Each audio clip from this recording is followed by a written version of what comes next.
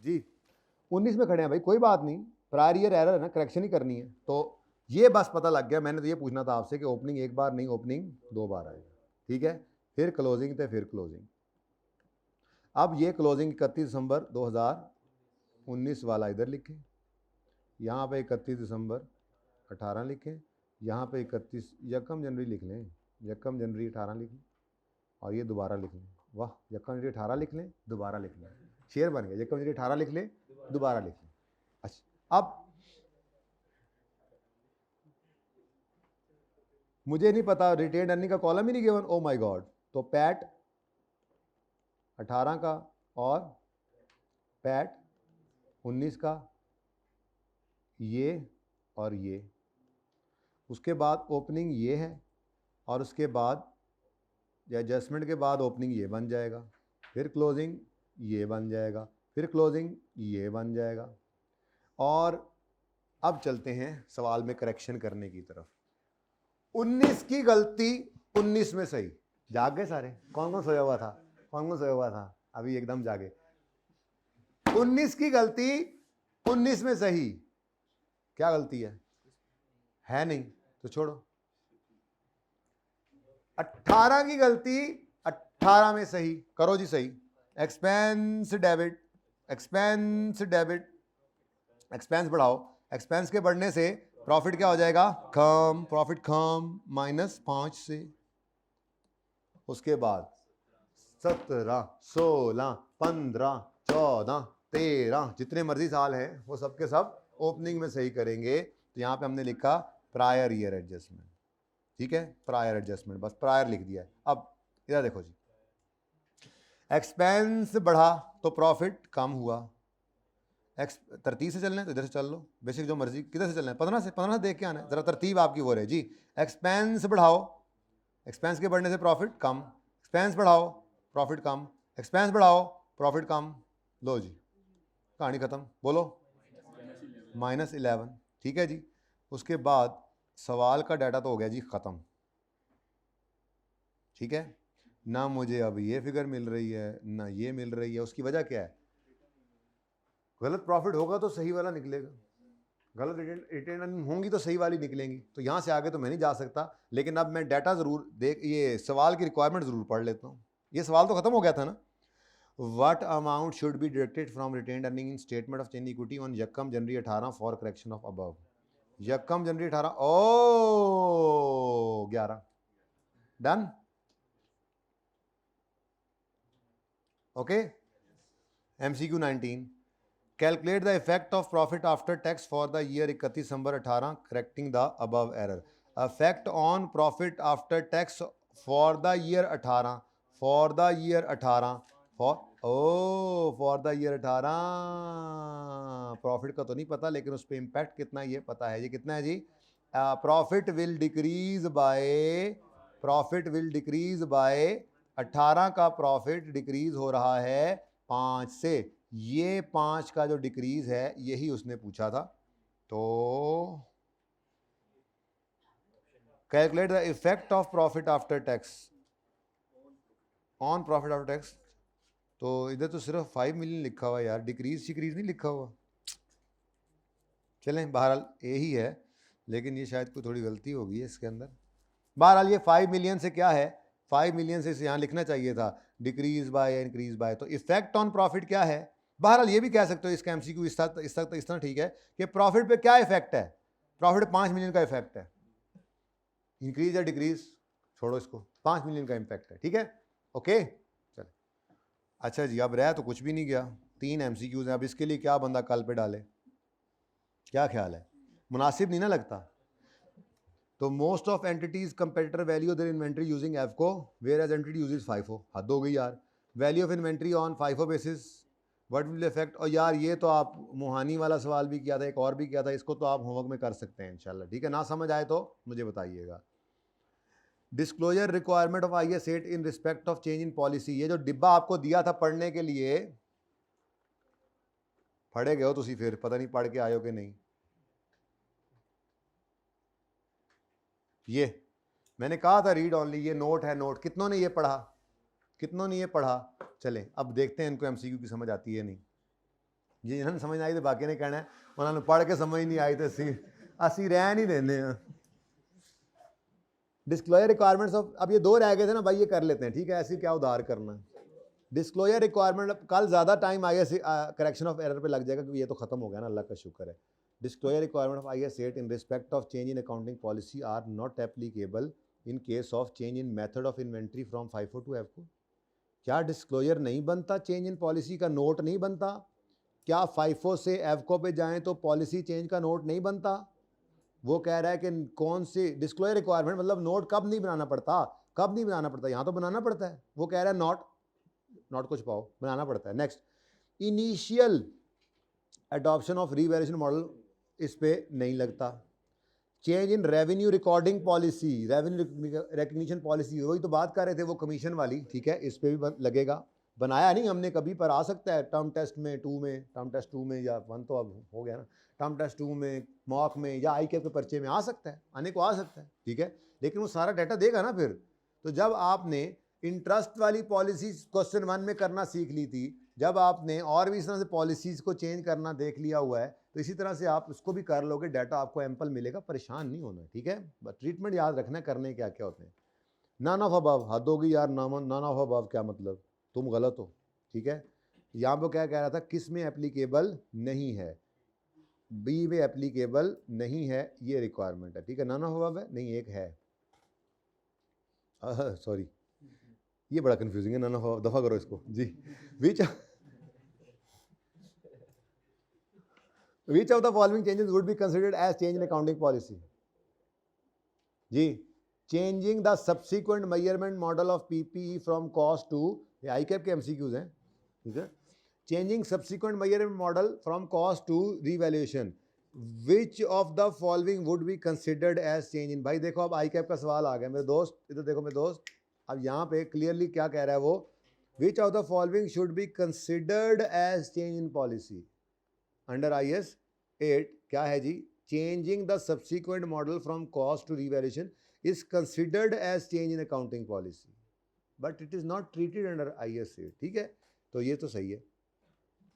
Changing the inventory valuation from FIFO to EFCO, this is considered as change in accounting, तो ये वाला तो सब बच्चों ने पर्चे में सही कर लिया उन्हें, इसमें बच्चे मारे गए उन्हें जिन्होंने ध्यान से नहीं पढ़ा होगा थेरी शेरी को, या घर चले गए होंगे ईद पे 2 दिन पहले, हैं जी। तो दोनों सही हैं, ज़रा चेक कर लो, ओनली टू, बोथ आर। आखिरी MCQ, which two of the following would require prior year adjustment, ये तो मुझे लगता है अभी ऊपर करके नहीं आए, मतलब ICAP अपनी किताब में से भी कभी एक आधा उठा लेता है, यूं नहीं, इतना फजूल चीज़ नहीं है ये, इधर कहीं देखा था, पहला ही था, सुबहान अल्लाह।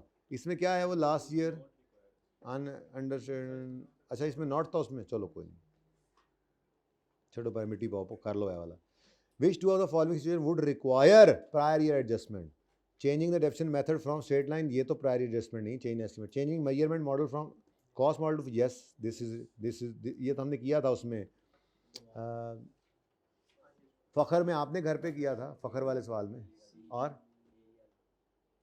AEL में KEL वो मैंने करवाया था क्लास, वो जो सवाल जान ही नहीं छोड़ रहा था, जो भी था ये होता है। Incorporating effect of material under statement found, material under statement यानी error found in last closing inventories, ठीक है, इसमें भी लगता है। प्रायर ईयर एडजस्टमेंट, उसने प्रायर ईयर एडजस्टमेंट पूछा है, पॉलिसी चेंज या करेक्शन नहीं अलग अलग पूछा, प्रायर ईयर एडजस्टमेंट पूछा है, दोनों के केस में होती है, पॉलिसी चेंज हो तब भी प्रायर ईयर एडजस्टमेंट होती है, करेक्शन ऑफ एरर हो तब भी प्रायर ईयर एडजस्टमेंट होती है जी, इसमें तो होगा। अच्छा, adopting the requirement wise 20 for the first time, यार ये तो अडॉप्शन है। अब वो क्या कह रहा था, कहाँ कौन सी दो सिचुएशन रिक्वायर करती, कौन सी दो situation prior year adjustment require कर रही होती हैं, तो पहली B है, दूसरी C है, ठीक है जी। चार्ली समझ नहीं आया, पढ़ के आंदे घरों ते समझ आंदा, पढ़ के आंदे ते समझ आंदा हैं। Not a change in accounting policy, entity has received first government grant and applying the deferred method, पहली बार ग्रांट रिसीव हुई, पहली बार ही उन्होंने कहा कि हम इसको अलग रखेंगे, डेफर्ड ग्रांट को अलग रखेंगे और ग्रांट इसको एसेट को अलग रखेंगे। अब कोई बंदा कहे भाईजान पहले आपकी फाइनेंशियल स्टेटमेंट में कभी डेफर्ड ग्रांट नजर नहीं आ रही थी, आज नजर आ रही है, ये तो चेंज इन पॉलिसी आ गए पहली बारी गवर्नमेंट ग्रांट आई है, चेंज कितों आ गया? This is adoption, early first time adoption of accounting policy, not change. ये वो एग्जाम्पल है, पढ़ो आप उसको, पढ़ो। Oh my God. इनकॉर्पोरेटिंग सब बेचारा इंजन देख रहा है कर की रहा है मेरा incorporating effect of material under statement found in last year closing inventories due to incorrect formula in Excel sheet. आपकी एक्सेल शीट होती है ना, उसमें कोई फार्मूला गलत हुआ, उस फार्मूले गलत होने की वजह से आपकी क्लोजिंग इन्वेंट्री की वैल्यू गलत आ गई। वो पिछले साल में जो वैल्यू गलत आई आपने वही उठा के stock debit cost of cell credit करके आपने फाइनेंशियल स्टेटमेंट छाप दी। अब इस साल जब आपने वही शीट दोबारा खोली होगी तब ओए ये क्या, इसका मतलब इस शीट की गलती की वजह से स्टॉक गलत हो गया, स्टॉक गलत होगा तो पिछले साल की फाइनेंशियल स्टेटमेंट्स के अंदर गलती है, अब वो सही करना है तो prior error correction. I am sorry जी, हो जो यार करेक्शन ऑफ एरर पे जी, ठीक है जी, पॉज करें जी, 5 मिनट की ब्रेक है। अच्छा जी आ जाए अब, खैर से IAS 8 में MCQs हमारे ख़त्म हो गए हैं और थ्रेटिकल डिस्कशन आप सारा पढ़ लें, लेकिन जो काम की बातें उसमें से होंगी मैं इंशाल्लाह आपको हाईलाइट करवा दूंगा, वो अब कल इंशाल्लाह कोई 10-15 मिनट आपसे लूँगा मैं, अब मज़ीद नहीं। बाकी IAS 8 का अब आपने कचूमर निकाल दिया है, करेक्शन ऑफ एरर का क्यों नहीं निकल रहा पता नहीं, ये सिर्फ आपकी तसल्ली के लिए मैं करा रहा हूँ और मुझे भी लगता है कि ये अच्छे सवाल, अच्छी एडजस्टमेंट्स हैं तो इसलिए इनको कर रहे हैं जी। कौन से सवाल पे थे हम, किस पे थे? ये इधर गोलियां 2-3 करा ली थी आपको मैंने, है ना? चलो बाकी गोलियां कराऊं। ओ ये तो खत्म हो गया था यार, एकदम से मुझे एक मंजिल करीब नजर आई एकदम से। इसके बाद मैं आपको करवाऊंगा 9th, बस छुट्टी इंशाल्लाह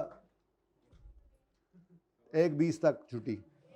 खैर है जुम्मा, मैंने लेट होना ना, मेरा मसला है ना, आपका मसला तो नहीं। इधर देखो भाई, following entries in cash book were not posted to, following entries in cash book बनाई थी ना हमने कल, अल्लाह करे लब जाए ना यार, डोंट टेल मी, ये पड़ी है, अड़ा दी थी जी। फॉलोइंग जुमला आपने पढ़ना है, following entries in cash book, मिसाल के तौर पे हमने बिजली का बिल पे किया, मैं मिसाल ले रहा हूँ, तो इलेक्ट्रिसिटी एक्सपेंस की एंट्री कैश बुक में बैंक से कर दी ले या कैश से कर दी, चलो मैंने कहा जी बैंक से कर दी, ठीक है, कितनी? 15 रुपये। यहाँ पे तो क्रेडिट हो गया, गलत पेन चुक लिया, यहाँ पर तो क्रेडिट हो गया, लेकिन इसके अगेंस्ट जो रेलेवेंट डेबिट होना था वो नहीं हुआ। और एक डेटर से चेक आया 450 रुपये का, यहाँ तो मैंने डेबिट कर दिया लेकिन रेलेवेंट अकाउंट में क्रेडिट नहीं हुआ, उनके जुमले का ये मतलब है। ज़रा पढ़ो आप जुमला दोबारा, ताकि मैं कैश बुक यहाँ से हटाऊँ और सवाल पे चलूँ। पढ़ो ज़रा जुमला दोबारा। फॉलोइंग, तुम सफा नहीं लभ रहे होना, बुक भी नहीं है, मैं खुद ही पढ़ाता हूँ। चल भाई कैश बुके और कैश बुके, चल चलिए उत्थे जिथे सारे ही अन्ने ने,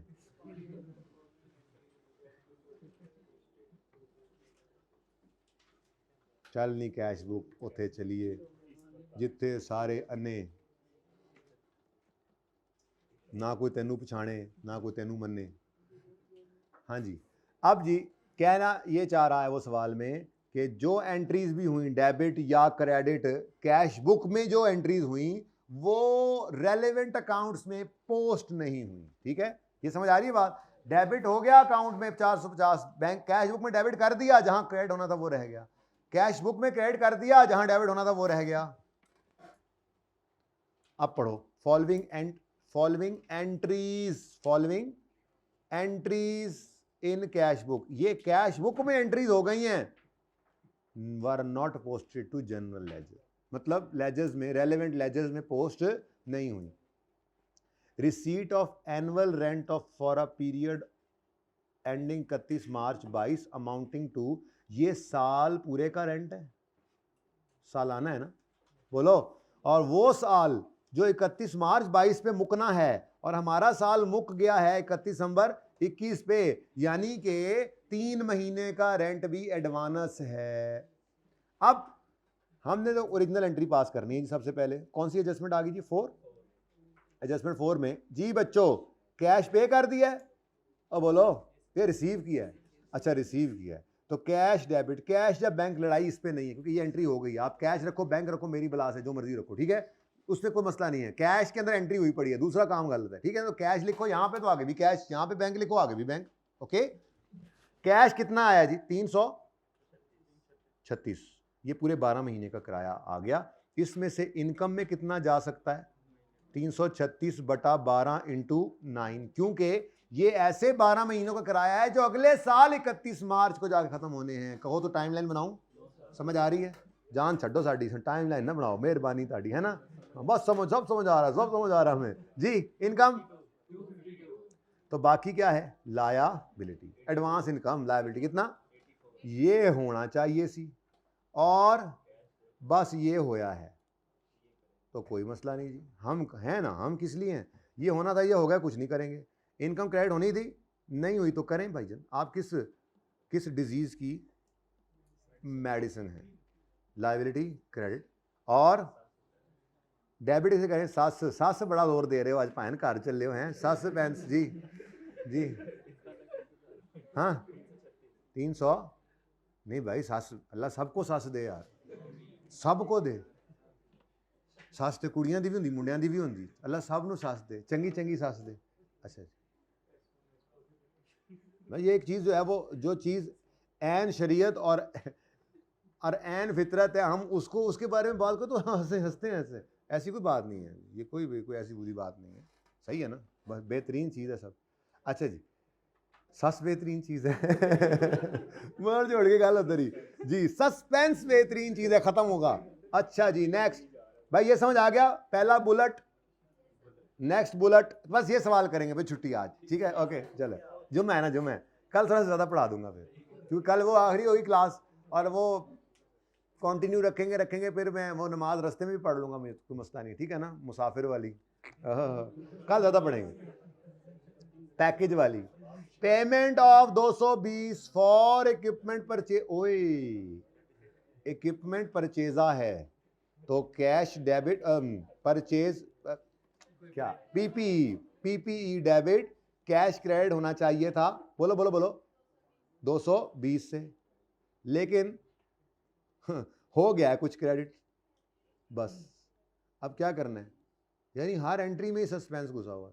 पीपीई डेबिट होना था, नहीं हुआ, करें, और बाकी फिर सस्पेंस। अगली बात, एसिड बढ़ रहा है तो मुसीबत दूसरी भी है, डेप्शन को भी बढ़ाओ। डेप्शन डेबिट पीपीई क्रेडिट 220 ही पकड़ो, पहला ही साल है। और भाईजान मेहरबान कदरदान पानदान 15% रिड्यूसिंग बैलेंस, एक यकम मई को है तो इंटू 15%, थल्ले ना लिख लीजिए जी, कोई गलती होगी मुझसे। 230 है, ये लिखा हुआ ही नहीं था, वैसे ही रॉन्ग था जी। नहीं वो गड़बड़ हो जाती, सही कह रहा है भाई जी। 220 इंटू 15% इंटू यकम मई को ये गलती हुई है। यकम मई को एक एसिड रिकॉर्ड होने से रह गया तो जनवरी फरवरी मार्च अप्रैल तो डेप्शन होनी नहीं थी, यकम मई तो होनी थी ना। कितने मॉन्थ्स? 8 मॉन्थ्स की डेप्शन चार्ज करो।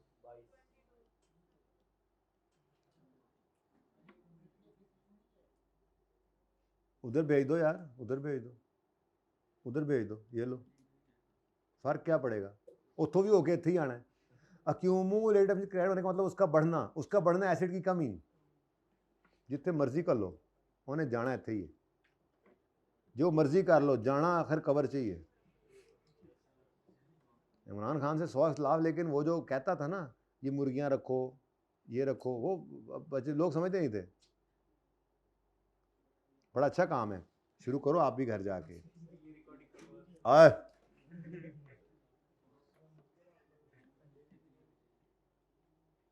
अंडे बेचो ना भी ना, खरीदो ना तो भी बड़ी गल है। खरीदो ना तो भी बड़ी बचत है, ठीक है। अच्छा जी चले छोड़े, अंडे शंडे फिर खरीदेंगे बेचेंगे। अगली एडजस्टमेंट बताएं मुझे। कैश परचेज, कैश परचेज की एंट्री होती है सिस्टम कौन सा, पीरियोडिक था इनका, एंट्री करनी है ना। एमएम यूजेस, एमएम आलम, एमएम यूजेस पीरियोडिक इन्वेंट्री, तो खरीदने पर परचेजेस डेबिट कैश क्रेडिट। अच्छा आइए सेट खत्म हुआ है ना, ऐसे में रिलैक्स हो गए, आई एम एंजॉइंग दिस, आंखें खुल गई हैं, रोशनी बढ़ गई है, करेक्शन ऑफ एरर का टॉपिक ऐसे तेजी से होता जा रहा है जी। बिल्कुल आप ये कर सकते हैं एक्सपेक्ट के कल हम टर्म टेस्ट का वो क्वेश्चन जो रिसेंट अटेम्प्ट में आया था 20 नंबर का, मे भी वो डिस्कस कर जाएं, क्योंकि यहाँ पे तो सिर्फ मुझे लगता है कि हम अब 1 घंटा इधर दे देंगे, बाकी 1 घंटा उधर, ठीक है जी। परचेज डेबिट कैश क्रेडिट कितने से,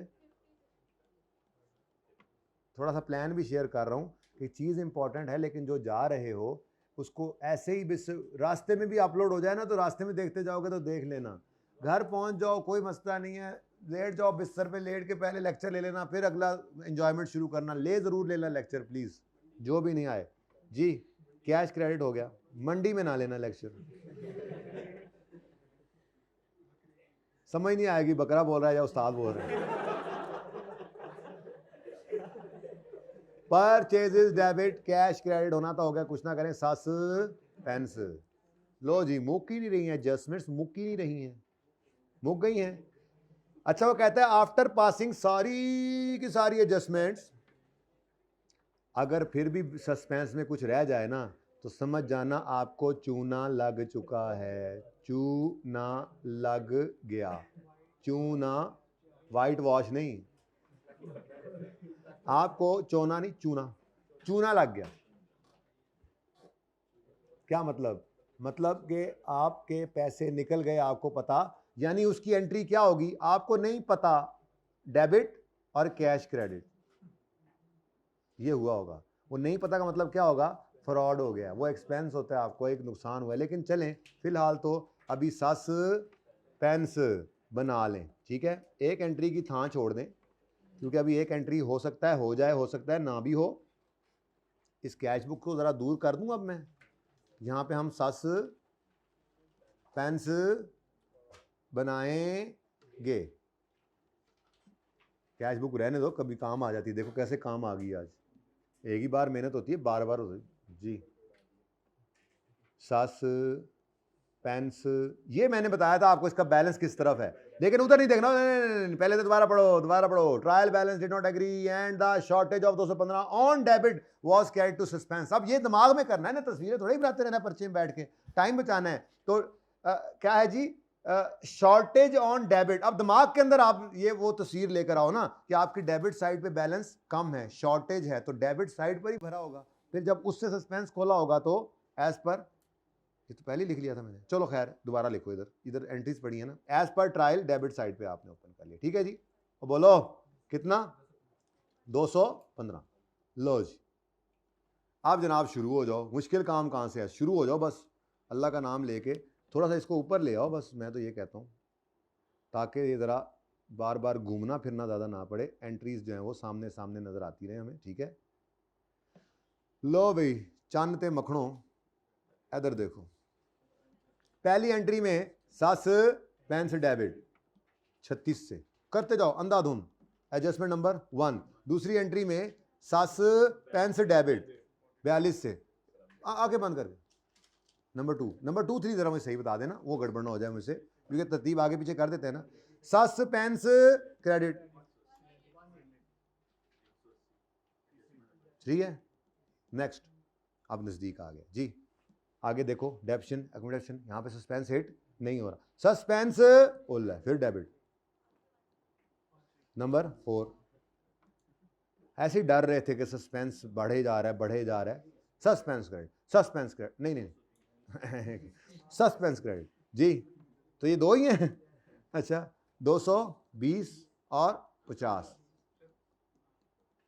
अब ठीक है जी। अच्छा जी अब बताओ बैलेंस किस तरफ आ रहा है, अच्छा क्रेडिट साइड पे मतलब बैलेंसिंग फिगर आ रही है कितनी, 170। अच्छा अब देखो सस्पेंस अकाउंट क्या हो रहा है, क्रेडिट, बड़ी अहम एडजस्टमेंट है ये। सस्पेंस अकाउंट क्या हो रहा है, इसके अगेंस्ट कुछ ना कुछ तो डेबिट हुआ होगा। डेबिट हुआ है अकाउंटेंट का खीसा, डेबिट हुआ है अकाउंटेंट का जेब। अब मैं आपको बताता हूं यार, मैंने आपको, कितने नुकसान की बात है ना, मैंने आपको एबनॉर्मल लॉस की एंट्री नहीं करवाई हुई। एबनॉर्मल लॉस फिक्स्ड एसेट का एबनॉर्मल लॉस क्या होता है, जब फिक्स्ड एसेट डिस्ट्रॉय हो जाए। तो डिस्पोजल ही है ये भी, इसकी एंट्री में कोई चेंज नहीं आता। मैंने कहा इसलिए कभी बता दूंगा, अभी ज़रूरत नहीं थी। ठीक है, आपका अगर कोई एसेट जल जाए, बह जाए, सैलाब आए, यार एक बच्चा जो है ना मुस्तकिल बोल रहा है, उसको इतनी भी समझ नहीं आ रही कि वो पीछे बैठ के बोल रहा है, तब भी पता लग रहा है, बता दो उसको कि अच्छा नहीं लगता, लेकिन बस क्या करें, अब कुछ फुकदान है गैरत का थोड़ा सा। अच्छा, इतना मैं जज्बे से ये जज्बे पढ़ाने आ रहा था, सारा जज्बा तुमने मेरा ना, चलो दोबारा से stop, reverse, stop, play.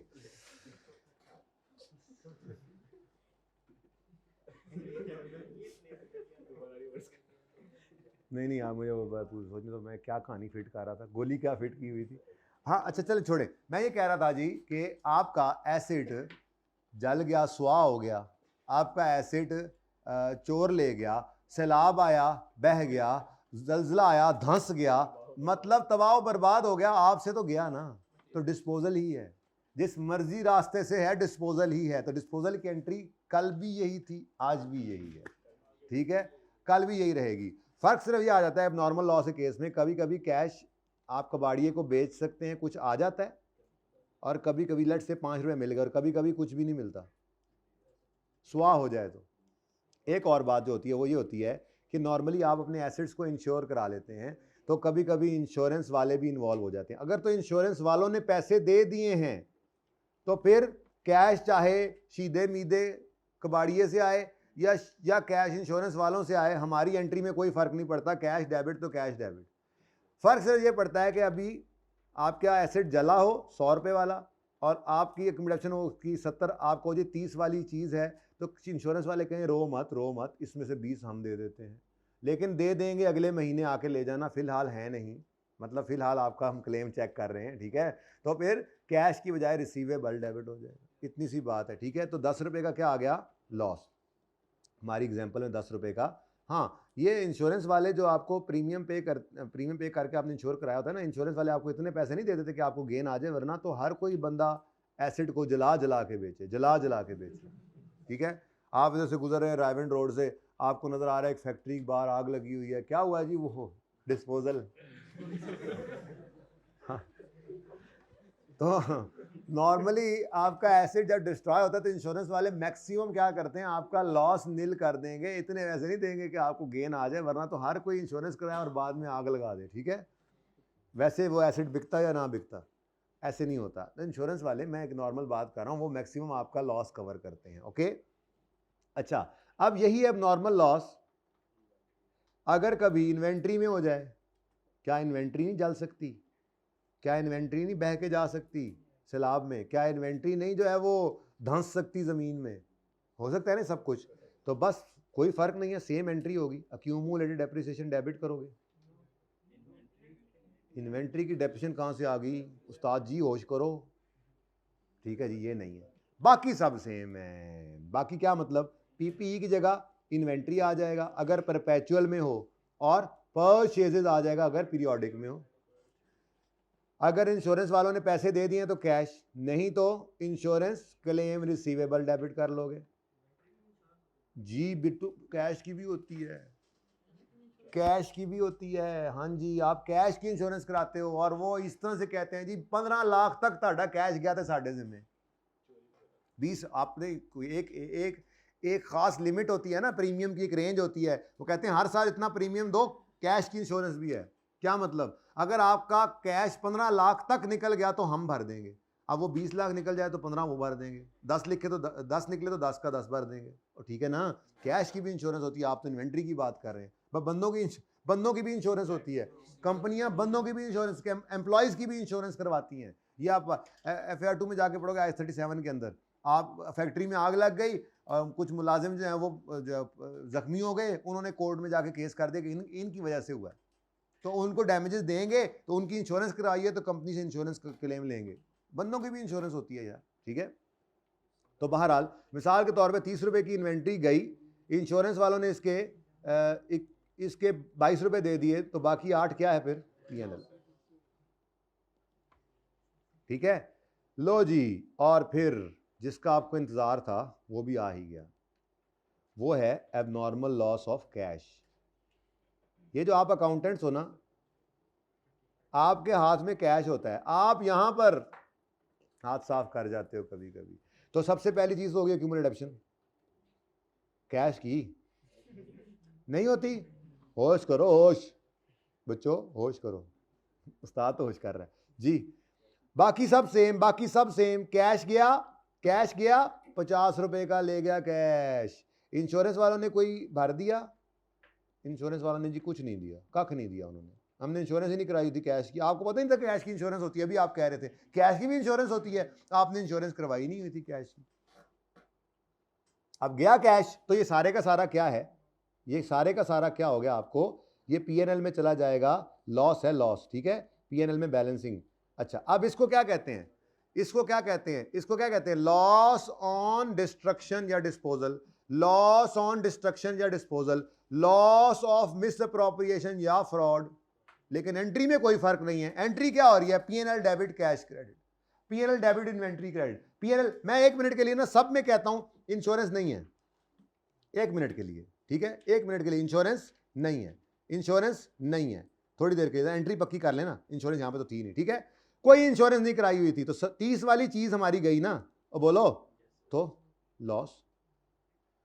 Inventory गई 30 का loss. P&L debit inventory credit, P&L debit PPE credit, P&L debit cash credit, और डन। अब ये वाली बात मद्देनजर रखते हुए, तमाम गवाहों और बयानात को सामने रखते हुए, ये बड़ी इंपॉर्टेंट एडजस्टमेंट थी, ये कभी इससे पहले की नहीं थी। आप लोग कह रहे थे ना खत्म हो गया करेक्शन ऑफ एरर,